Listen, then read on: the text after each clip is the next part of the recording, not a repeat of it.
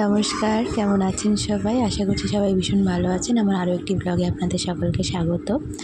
আজকের ভিডিওটি দেখে আপনাদের সকলের জিভে জল আসতে বাধ্য, কারণ আজকে ভীষণ টেস্টি খাবার আমাদের বাড়িতে তৈরি হচ্ছে। এখানে ডিম সেদ্ধ হচ্ছে, মা চিকেন কষা রান্না করছে।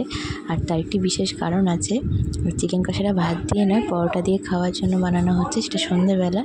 আর এটা দুপুরবেলার লাঞ্চ, সেটা হচ্ছে কাঁচা মাছের হাত ঘষের ঝোল আর গরম গরম ভাত। আর চিকেন আমি নিয়েছিলাম ঠিকই, কিন্তু খাইনি। আর কাঁচা মাছের হাত ঘষের ঝোলের ভিডিও আমার শর্টসে দেওয়া রয়েছে, আপনারা চাইলে দেখতে পারেন। তো মা এখানে ময়দা মাখিয়ে পরোটা লুচিগুলো সব করে নিচ্ছে। কাদের কাদের বাড়িতে এরকম ময়দার পরোটা বানানো পরোটা করার চল আছে, আমাকে কিন্তু অবশ্যই কমেন্ট করে জানাবেন। আমার মা ভীষণ সুন্দর পরোটা বানাতে পারে।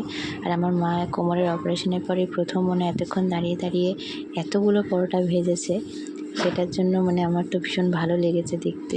মাকে আমিও হেল্প করেছি, কিন্তু যেহেতু আমার বাচ্চা ছোটো, আমি বেশি হেল্প করতে পারিনি। পুরোটাই আমার মাই করেছে বলা যেতে পারে। আমি কয়েকটা শুধু ভেজে দিয়েছি, এর থেকে বেশি আমি কিছু করতে পারিনি। আর পরোটা ভীষণ টেস্টি হয়েছিল খেতে। তো আমার ভিডিওটা ভালো লাগলে অবশ্যই লাইক, শেয়ার অ্যান্ড সাবস্ক্রাইব করবেন। টাটা।